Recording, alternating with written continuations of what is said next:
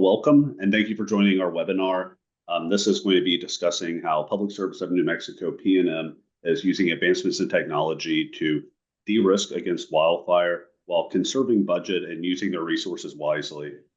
During this during this session, we'll talk about PNM's journey from not having a wildfire program into what they're doing currently today, and then sharing lessons learned, blind spots to avoid, and kind of just historic knowledge too. So to kick it off, I'm joined with Thad and Randy. Thad is the Associate Wildfire Director and Vegetation Management Director for PNM, and Randy is a seasoned wildfire vet coming from CAL FIRE, SDG&E, and is working with dozens of utilities across the U.S. to help solve some of this problem. So before I jump right in, I just wanted to kick it off and say, hey, Thad, thank you again for joining. And the first question of the day is, I know you all haven't had a wildfire program ever before. What changed? Why now? What's going on? Well, New Mexico has been experienced, as well as, the West and the South, most of the Southwest, a mega drought for over 2 decades. And so the number of consequential fires has increased dramatically. Our service territory runs through a lot of those fire-prone areas. And so in 2020, our leadership rightly decided that it would be prudent to draft a wildfire mitigation plan, and then eventually we turn that plan into a program. Randy, are you kind of seeing that transformation too across the U.S., where organizations are seeing more acute risk drought situations and developing wildfire programs? What are you seeing? Yeah, we see that. We sure do. And we see utilities being pushed into wildfire mitigation programs, right-sized for them, of course, by regulators, by insurers, by their boards. And fortunately, in a lot of cases, by forward-leaning executive leadership. They recognize that there's something going on, and they need to adapt to the new, you call it a new world order, a new regime or a new paradigm, whatever you want to call it. But it's not just something that's happening that everybody needs to be part of just for the sake of being part of it. In my opinion, it's something that utilities need to have a good sober look at their service areas and create programs that are appropriate for them and their risk.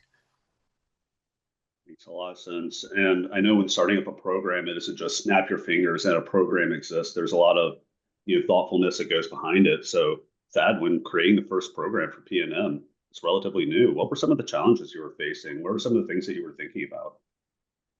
Well, and I think a lot of vegetation managers are going to experience this, unfortunately, as the climate we're talking about starts moving east. The vegetation managers are suddenly now the wildfire managers. I mean, that's the company says, well, you're in charge of vegetation. Now, this is yours now. You're the wildfire person. And so a lot of us have some background in wildfire, but not extensive. I spent, over three decades in vegetation management, but was very limited in my wildfire experience. And so it was a huge learning process.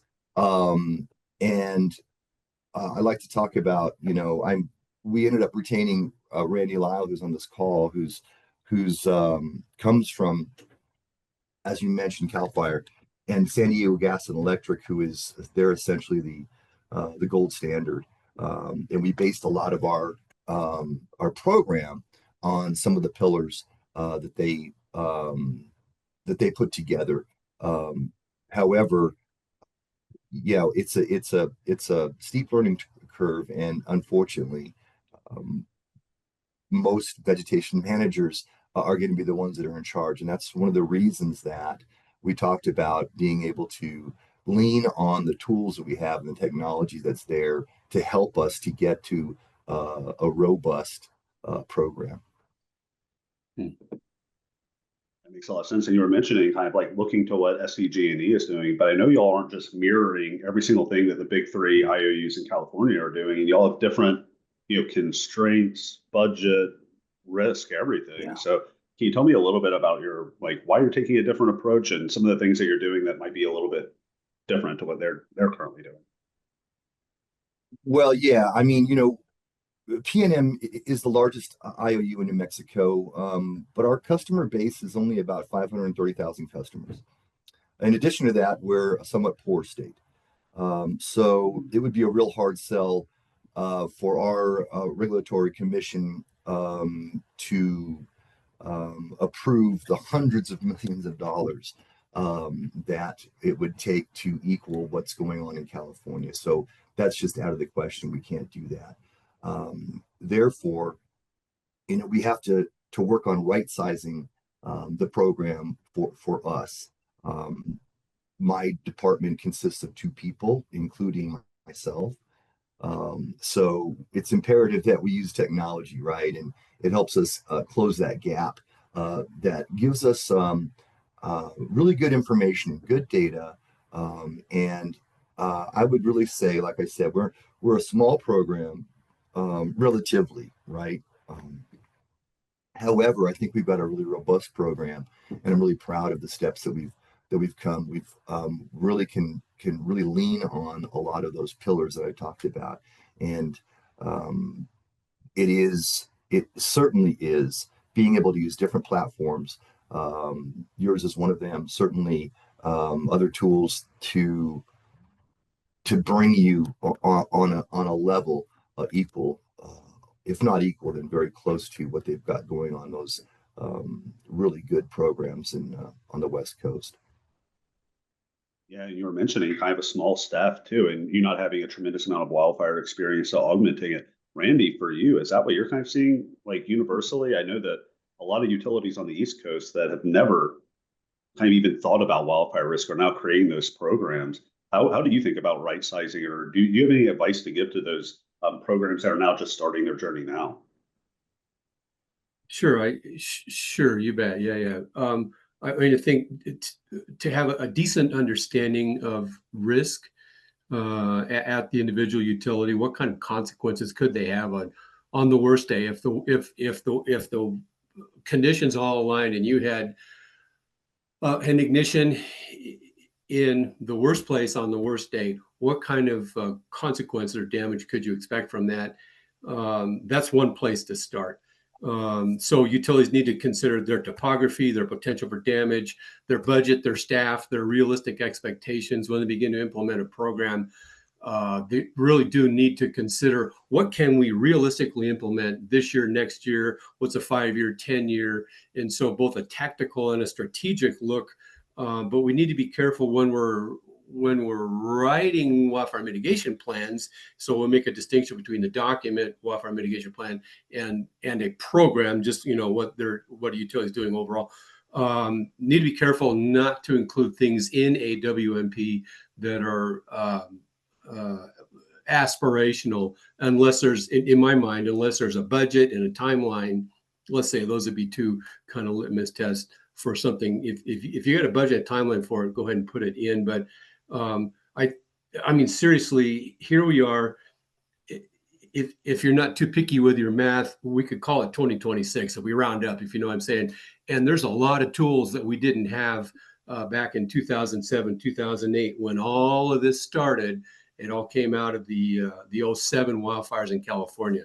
And I mean, it's not time for a history lesson, but basically we've done a lot of learning in the last 15 years, and we've acquired a lot of really good tools to apply to the problem, if you will. Yeah, that makes sense. And your comment too about not doing anything aspirational in your plan. Can you tell me a little bit more about why not? Like, if you aspire to do better stuff with wildfire plans, why not include it into your WMP? Well, I mean, let me jump in on that one. Sure. Okay, because if you're going to say it, you better do it, right? If you're going to write it down, you better do it. Saying that you would like to do something only makes it more likely that you leave yourself open to, let's say, scrutiny. All right. So yeah, I mean, having aspirations, there's something wrong with that. There's something wrong with saying, we really want to, be here next year or whatever it is. And those things are okay. But I think the aspirational point of it, if you haven't made a decision to go in that direction fully, you have to be careful.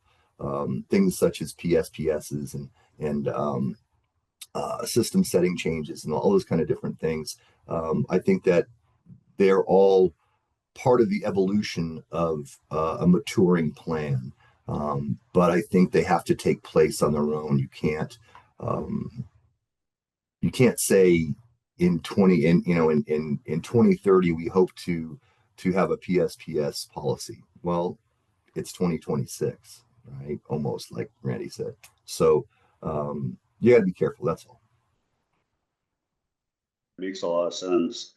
With that being said, I know that you mentioned closing the gap using technology. Can you tell a little bit about like how you're using the AiDASH tool and what that's doing for you? Yeah, sure. Even before the CRIS tool, we were an AiDASH client getting satellite imagery that gives us distance from center line. It also was able to give us hazard tree identification. So that's one tool that we're using that allows us to increase our presence in level 1 inspections for vegetation. Okay. Certainly, we're unable to hire, a staff of meteorologists and fire scientists to give us the data to work toward what we have now as a PSPS, but we also have times where we change our system settings, and the tool gives us a 7-day forecast based on the models that they have, and it also gives us a criticality rating based on a number of things, such as the condition of system, the vegetation management that's been done there, and the greatest thing is really being able to set the system up on a risk rating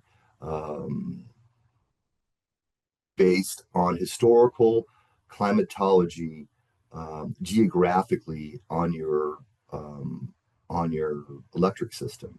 So everything's broken down by not just feeder, but even down to the recloser level. So weather's pretty big. So you're not always going to be able to pick out an individual recloser to shut off or to change settings on. It might be a number of them in a certain area. But having that ability is really, really valuable, especially when we don't have, like I said, meteorologists on staff, fire scientists, all that kind of information that are doing the studies that the larger utilities do. The fire potential indexes, the FPI, all this technology that we're able to get through this platform is based on the satellite imagery and AI learning that maps out the fire potential and the fire consequence in your areas. And so there are there's a lot of different things that we use it for, but essentially you're able to substitute having a large staff of really, really, really smart people with a product that takes all those things and gives you the data that you need to safely mitigate potential wildfires. Yeah, thank you for sharing that. And Randy, I know that you're very close to what PNM is doing, but I know you see it more broadly and are familiar with what the climate risk intelligence system, the CRIS tool, does. What do you think about kind of like that tool and its applicability across these different types of utilities with different constraints and problems and challenges that they're facing? Yeah, for utilities, to me, for utilities that are just embarking down the wildfire mitigation path, the CRIS tool would be a great kickstart to bump you way down the road. Just move the whole ball way down the road, if you will. For utilities that have already made a lot of investments, I think that CRIS helps validate a lot of what they've already done. I see CRIS as both an operational tool. I like that. I like the 7-day forecast and how that allows us to plan for, the next incoming event, if you want to think of it like that. But it also helps us, or helps us, or can be used as a strategic tool, guiding investments in the system, hardening, designation of hazardous fire areas, and the attendant prioritizations of hardening and expenditures and all that. So I see it, used on both sides of that, equation. Makes a lot of sense. And Thad, for your perspective too, I know that you were listing a few things that y'all are using it for. What's kind of like the biggest value add that you see currently? Is it that kind of 7-day forecast to look ahead? Is it helping make hardening decisions, or can you tell me a little bit more about what you are finding the most value in? Well, there is multiple things, like we talked about, like Randy was talking about, right? So I mentioned earlier that, the sort of, I call them the California Five, right? The California Five pillars. We're not California.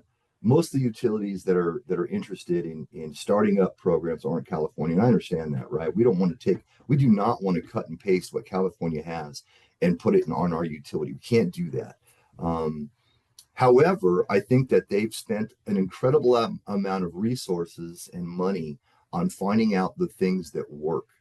And so they all are very similar in certain things. And those certain things are establishing, the high fire areas, establish a situational awareness for the program, whether it's a daily situational awareness for operations, and a forecasting tool to let you know where you're going to be over the next 7 or 14 days, depending on how far you want to go out. 14 days is a little too far out. The glass is pretty blurry at 14 days, but 7's really good. The enhanced vegetation management and inspection, asset inspection, and system hardening. You can use the CRIS tool for all of those things. And so it covers all those bases, right? And so that's what's really important about it. So the most important thing would be tough to say. I mean, those are the things when you're establishing a WMP. Once you get to that point, the CRIS tool for me now is more of a decision-making tool during escalated weather. So we do have a public safety power shutoff policy. And one of the biggest parts of that, outside of, intending or figuring out how you're going to set the threshold and everything else, is really having a really large and robust communications plan, because that is one of the largest complaints that you'll get when you're shutting power off, is people will say, I didn't get enough notice. So we need as much time as we possibly can. We need to have good information at least 4, 5, 6 days ahead, so we can start getting together as a team and determining what steps are going to take place next. When do we reach out to our first responders in those areas, our city leaders? We normally go out every year. We do it every year, actually. We do a lot of town halls throughout all of our service territories to talk about what the processes are and the reasons we do what we do. And the biggest question that everybody has is, what is the threshold? When are you going to shut the power off? Is it when the wind hits this, 70 miles an hour, 60 miles an hour? Is it when there's a red flag warning? No, the reality is that it's what's so great about having a platform like this is that it's based on historical climatology, and you can set your own threshold based on what your level of comfort is, so that you would know, for instance, I would say we're gonna base our PSPS policy on the potential of the highest 2 years. So you would expect that in every service territory that you have a high fire risk area, you might experience one every 2 years based on the historic data that you get for that area. And that's your comfort level, right? And so then you're able to set your threshold there. Then the tool alerts you when you're coming in to, whether it's 85% of that, 90%, telling you, it's time to change your system settings. You need to go on non-reclosure, you're 90% to that goal or whatever it is. And then when you actually do have hit that essentially threshold, you're able to make the decision based on the data that you're getting and the information that is real. And so it's never an easy explanation to our customers why we would shut their power off. However, we've had some recent fires in New Mexico. In Ruidoso, we had the South Fork fire. It burned about 20,000 acres and about 11 or 1,200 structures, and it was devastating. This happened a year ago.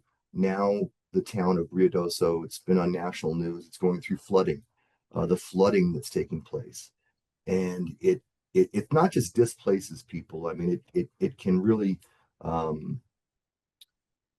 negatively change their lives forever. And so we as a company have decided that it's important to protect our communities through the use of the PSPS, understanding that yes, this customer or that customer might be out of power for 24, 48 hours. However, we believe that, the alternative is so much worse.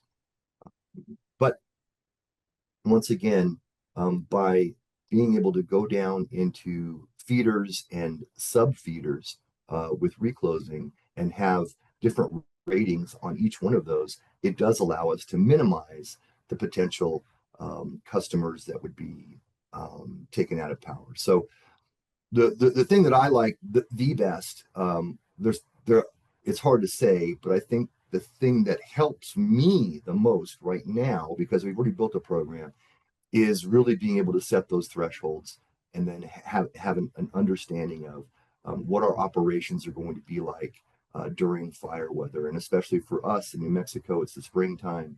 March and April, we have a very little moisture, very, very low humidity, and high winds in 60s, 70s mile an hour. So during those months, we're constantly on alert, and we're constantly putting ourselves through the paces of making decisions on what our system settings are and whether or not we're going to perform a PSPS. Yeah, and for the PSPS, I know that you all just went through your first one ever. And I know one of the goals of a PSPS, and Randy has mentioned this several times, the ideal PSPS is right before the fire is about to start, impacting the fewest amount of customers and the lowest amount of circuits. And then you're putting the power on right after that threat leaves. So with that type of philosophy in mind, in your first PSPS, how do you kind of envision PSPSs minimizing the scope and the impact of those customers, especially with customer affordability at the heart? And I know taking out power is a challenging decision, especially if groceries are going bad and fridges. So can you tell me a little bit about your thoughts along those lines? Yeah, I mean, electric utilities have done a great job over the last 100 years of keeping the power on. And so it's sort of counterculture for us to shut the power off, right? But once again, like I said, if you see the devastating consequences of a wildfire, you understand why we would want to do that. It's not just that that's our only mode of action. We do all the things we talked about with those pillars, with the, all of the enhanced vegetation management, asset hardening, inspections, all those different things. But you're still, at the end of the day, at risk. And so we have incorporated it. And once you establish, this is something that Randy taught me, is that the minute that a utility establishes that they're going to shut the power off for extreme weather, they are immediately trying to figure out how to minimize the amount of customers they can affect and minimize the time that they will be out. So if you have really large areas that you are shutting off, then it means that you not only have to wait for that peak event to happen, but you also have to bring the extreme weather down to a certain point to where you're comfortable at that point, turning the power back on again. But before you turn the power back on again, you're going to do a complete and total inspection of everything that's there. Well, it could be nighttime. It could be Like in our areas, it's pretty rugged terrain. It's not a lot of roadside stuff. You're going to be it's a lot of walking out. You can use helicopters, you can use drones to do that, but if the wind's still blowing at 25 knots, they can't operate. And so it just extends and extends and extends. And we've even got to the point where, we're using mutual assistance, and we're actually bringing in, like I said, if we have something going on in southern New Mexico, all of our northern New Mexico employees are going to be going down, our linemen are going to be going down to assist in the patrolling. And we even have contracts through mutual assistance to bring folks from outside. So that's how serious it is to get the power back on again, right? So the idea that we can break our HFRAs into feeders or circuits, and then once again break those into sub-circuits, allows us the opportunity to minimize some of the customers that would be affected. Now, weather's big. However, we do have some huge service areas, like Silver City, we've got over 1,000 line miles. And so it's very that the potential could be there that one side of the city or that region might be in a severe weather and the other area being less severe. So you might only be using reclosing in one area and potential PS in the other. But the more granularity we can get, the better it is for our customers, and it allows us to move quicker, make decisions with more confidence, and then get the power back on sooner, just because of the decreased amount of miles that we have to patrol. Yeah, thank you for that. And I know PSPS is a decision that's very challenging for utilities to make. Some are in the position where it's not really palatable for them. And so they're doing a lot of hardening, and kind of grid resiliency work to be able to eliminate or not have to rely on that. So, Randy, a question for you, like with the CRIS tool, how are you seeing organizations like leveraging that to be able to help with hardening decisions? Is there any insight that you can share about hardening decisions in those long term instead of having to rely on PSPSs? Sure. Yeah. Being able to look into the data and see the areas that continually pop up red or pop up as near thresholds or critical, or however you want to describe that, and look back over time, allows utility to focus on those areas for their hardening processes, whatever they might be, overhead, installing covered wire or going underground. And I know that that's not a possibility in a lot of places, but in other places it is, and maybe it's a good option. So having the data at your fingertips and being able to see it, see it visually, spatially, if you will, displayed, I think makes making those decisions a lot easier. Yeah, and I know I feel like it's two sides of the coin, right? Like a PSPS is on one end, and then grid hardening and capital investment is on the other. And then there's some things that you can be doing in kind of like a midterm horizon, like fuel load reduction and removing some of that combustible stuff at the base. So could you talk a little bit about how this tool is being used in those midterm decision making? Randy? Oh, yeah, sure. Yeah. No, appreciate that. Sure. We're right in the tool where you can, leverage some of the other information that's available out there, satellite imagery, AI, fuel loading, calculating, the kind of the age, the health, fuel moistures. I mean, all these things eventually kind of seep into the tool.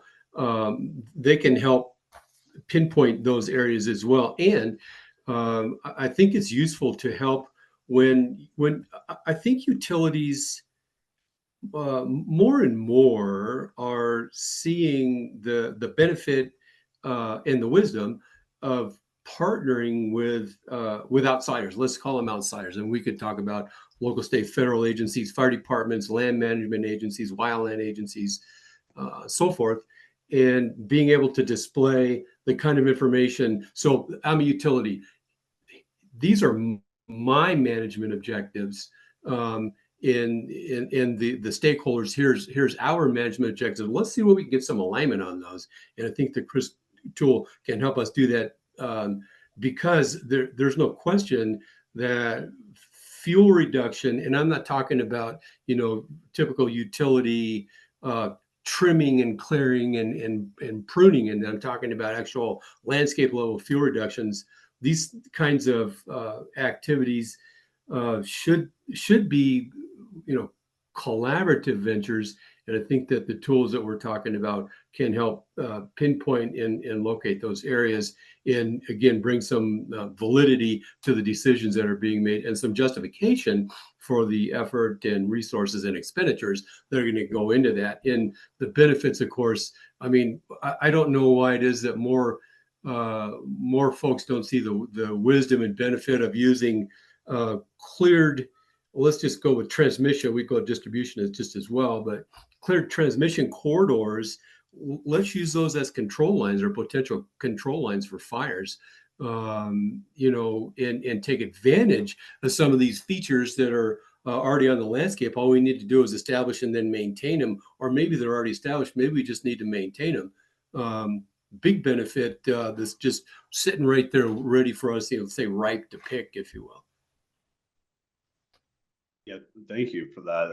It sounds like a lot of different applicabilities for how you're envisioning reducing wildfire risk and be able to take proactive data-driven decisions, where many times these field observations are largely anecdotal. And Thad, I know that you were discussing too about like how important that data is for external stakeholders too, when you are presenting this. Can you tell me a little bit about how you can leverage that data to be able to talk better with regulators, insurers, those type of people?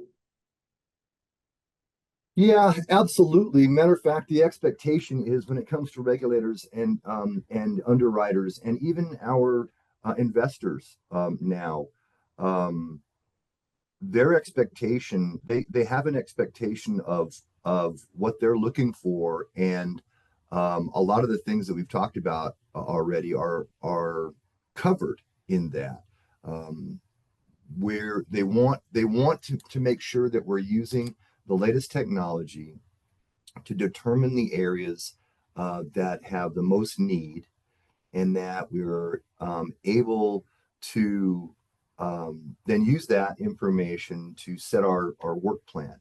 So, and then we also use the same information, we're going through some system rebuilds, and back in the day, system rebuilds would generally be based on age of system, right? How old is it?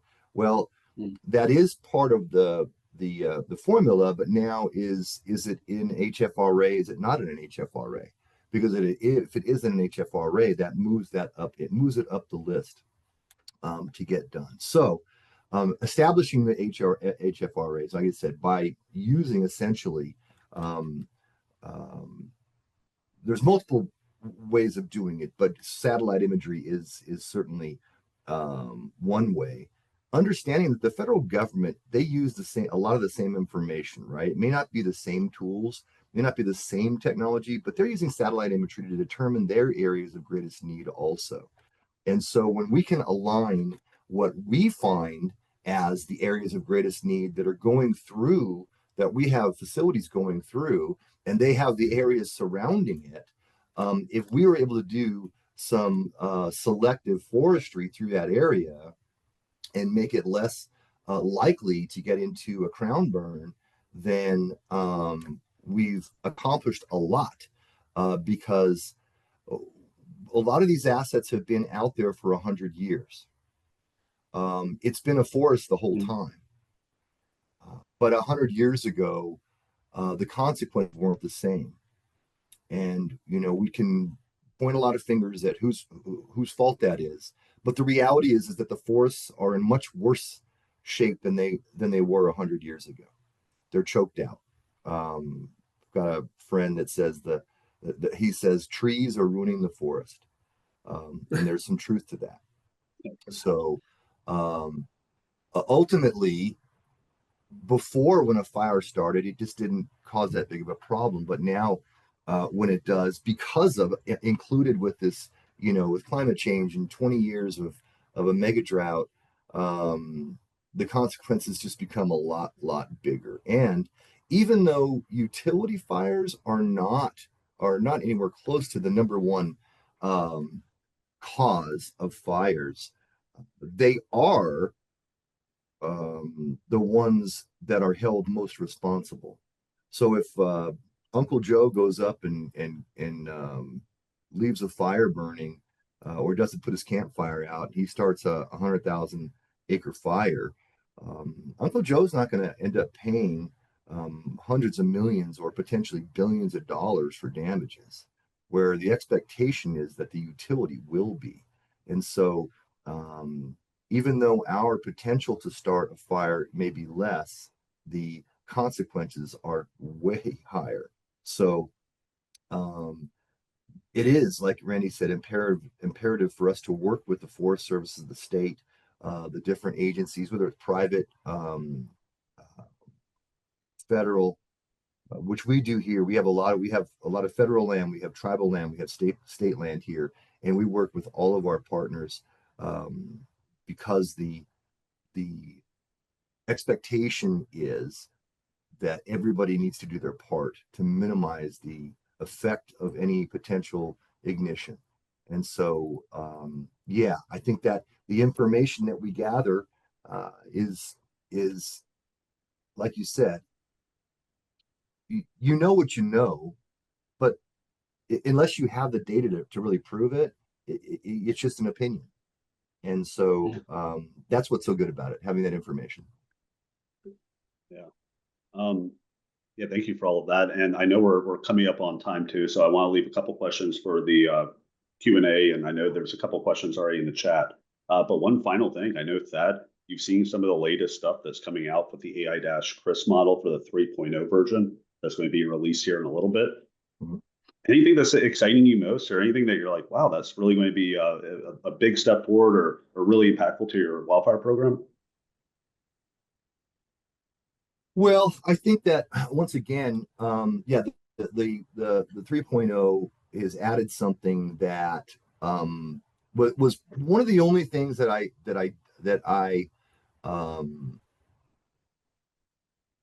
really thought was missing, because it's always we've had the forecast, we've had the criticality rating, we've had all those kind of things, but now we have the ability to set the thresholds based on, like I said, historical data for your geographical area. So it's not the same as it is in Texas for New Mexico or Colorado or Arizona or Iowa or any state. You figure it out based on what your normal weather patterns are, what the expectations are.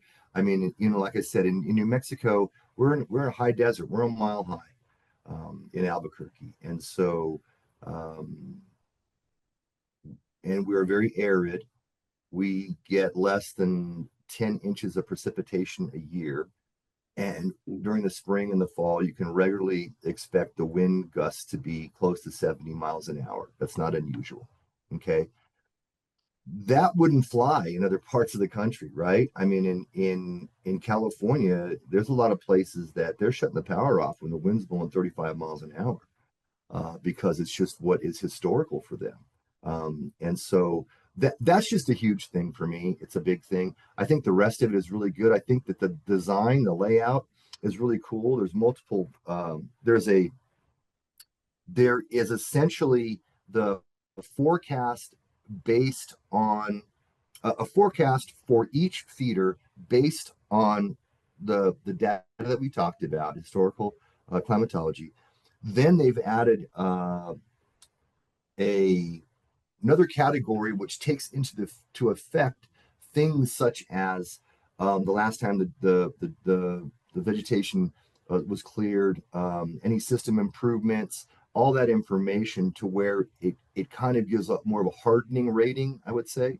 So you can use that in your decision making, which is really important, because you might have two feeders in the same area, and one of them just got, we just went through and cleared all the vegetation, we cleared all the hazard trees, we put in new poles, new cross arms, everything else, and the feeder right next to it may have the same weather, but the determination may not be the same on both feeders. So that is what I like a lot.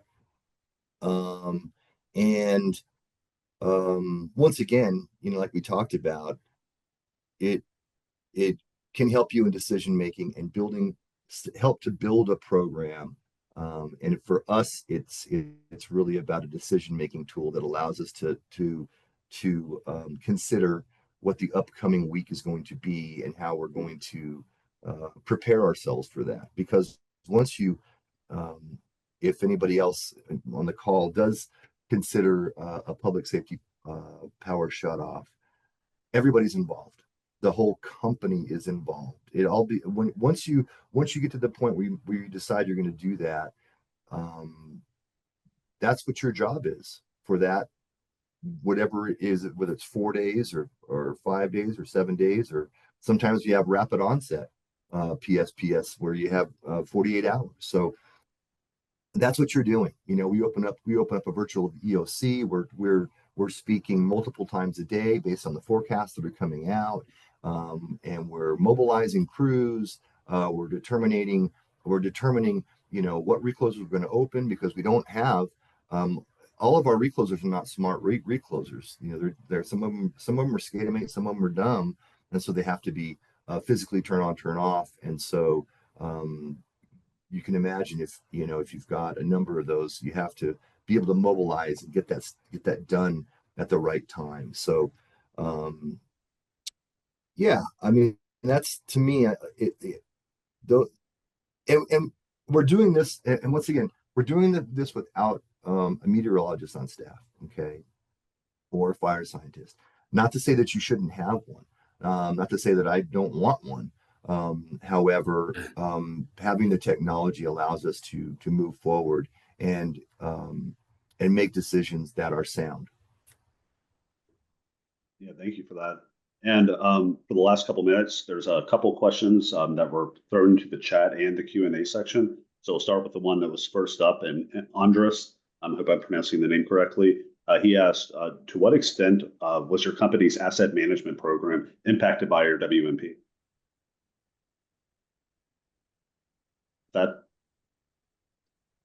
Yeah, well, it was certainly impacted. First thing we did, there's some other technologies that we used. We started out originally with LiDAR. We also, as part of the LiDAR, the helicopter was actually taking high res photos of each structure inside of our HFRAs. Then that information was used. It was being virtually inspected. A rating was put on that virtual inspection so that we could look at cross arms, the top of cross arms, if they're rotted, looking at insulators, looking at bells, looking at everything.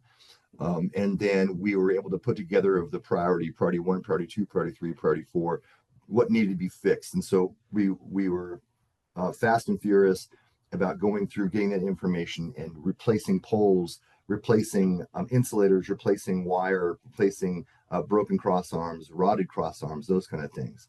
And that was in 2023 and 2024. We did a pole test and treat, so that we went and looked at everything from the bottom up. So we looked at everything from the top down. Now we're looking at everything from the bottom up and testing each pole and coming up with another rating, and then doing replacing those assets at that time. Included as all part of this was some of our distribution standards had changed. So we no longer use 40-foot poles. We use 45-foot poles in HFRAs. We also use pole wrap to minimize any fire that comes through, any damage that might happen. We also use 10-foot cross arms, and they're all fiberglass. That's because we wanted to be raptor safe. We're increasing the amount of wildlife protection we're putting on our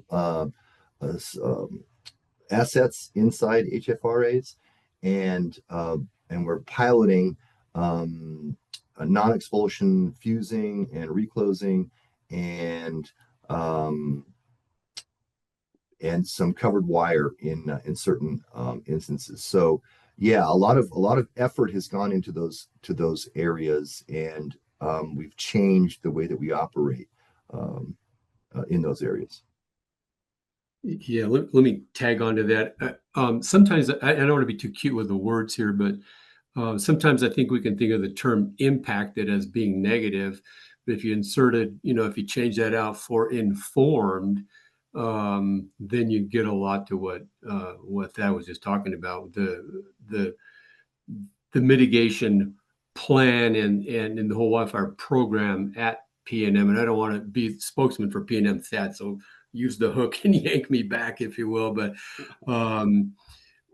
it certainly has changed and informed a whole lot of the thinking and the prioritization of how assets are managed at PNM, and certainly all for the better. And at the same time, I think it's fair to recognize that there can be a negative impact on reliability when it comes to certain wildfire mitigation practices, but there's also a lot of potential upside to reliability numbers and figures and stats when we head down certain wildfire mitigation, activities as well. And so there's a win-win on both sides of that, so to speak. Yeah, we have, when it comes to like vegetation management, there's two different sets of philosophies, right? There's reliability based and then there's wildfire based. And so wildfire based is we're going to open up the corridor and we're going to go after every tree that has a potential to fall in. Well, let me back up for a minute. Not has potential to fall in. Every tree that is showing signs of decay or failure, what we call a hazard tree, those are being inspected and looked at and set up for mitigation. So there's obviously, we've got hundreds of thousands of what we call strike trees or danger trees, which are trees that are outside of our right of way that we have no right to cut down. We have no authority to do that. They are not our trees, they're other people's trees. And so if they're showing signs of health, then we don't have the right to cut those down. However, if they are showing signs of distress, then we can work on a mitigation plan. That's not the same thing that's going on outside of our HFRAs. Outside of our HFRAs, we're looking into a more of a selective condition-based pruning, so that we're trimming those trees that we think are going to cause an outage, as opposed to just clearing corridors. Because as vegetation managers know, it's very expensive to do that, and not all trees are going to cause an outage. And so our job is to go determine what trees are going to impact reliability, and then go from there. Yep. Thank you for that answer. And I'm looking at the time. I know we are already over a little bit, but we have one final question. And if anyone else has any additional questions, please put them in the chat and we'll be able to respond to them offline. But Jerry asks, when you react to a 7-day weather forecast predictions, are you finding those predictions were accurate? Well, that's a great question. What we're finding is that the 7-day forecast is telling us that something is coming. When we say accurate, it may tell us that we're at a threshold level 7 days ahead. But we don't go and tell people we're going to shut the power off based on the 7-day forecast. What we say is, we see something coming, be prepared for potential action. And then as we get closer, and so the meteorologists that I've spoken to, they basically talk about every day away from an event is about an additional 10%.